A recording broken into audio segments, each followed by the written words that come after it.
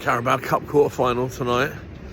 The least important of all the trophies we're going to compete for. Now, which trophy would you like to win? I've never seen Arsenal win the Champions League. No one's seen Arsenal win the men's Champions League. So that, I suppose, is the one I would pick. But which trophy shows you're the best team? I think pretty much beyond dispute, the trophy which shows you're the best team is the league.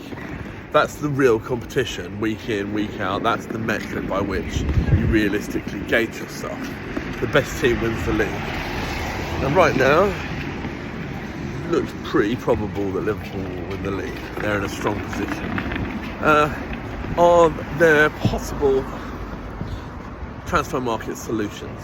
Well, I think it's pretty obvious what we need. We need a body up front who can score goals and create them. There are options. Jonathan David will go on a free from Lille in the summer. Some money must tempt them. There's talk that Wolves have got to make a sale in order to meet FFP or PSR, whatever it is now. I'd be all over Cunha, I'm sure we all would. Great player. The league might not be away from us. As other people have said, Man City have broken people's bones. That everyone thinks you have to get 93 points to win the league, and so we've got no chance.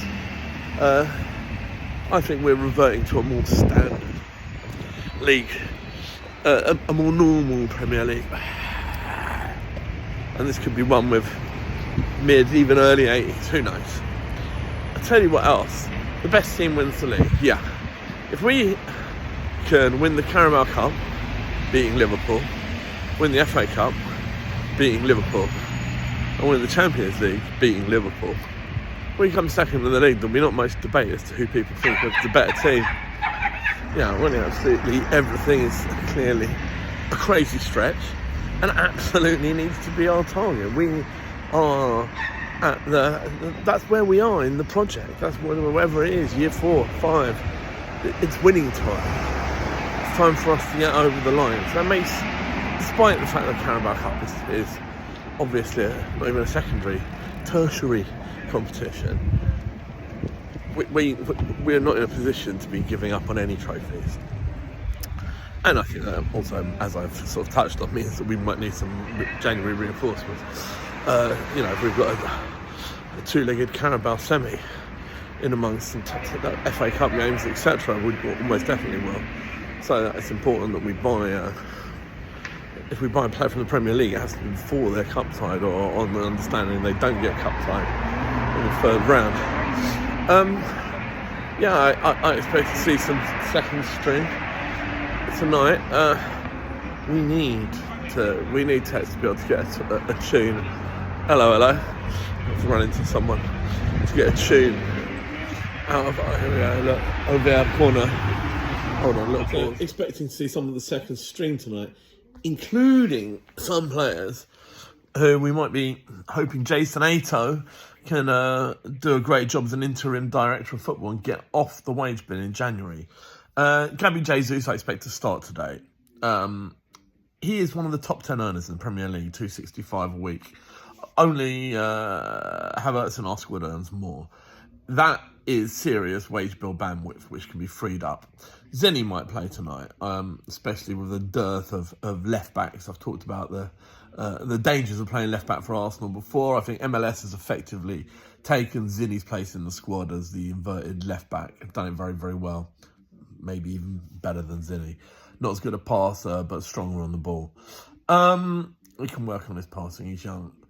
So taking those two off the wage bill, both on chunky wages, and possibly Tierney. I mean, I like the profile of having an overlapping fullback as an option. I think that Arteta doesn't fancy him essentially, or thinks there's a possibility of selling him and doesn't want him to break down as he so often does when he plays football. Poor Kieran. Those three are a chunk of wages.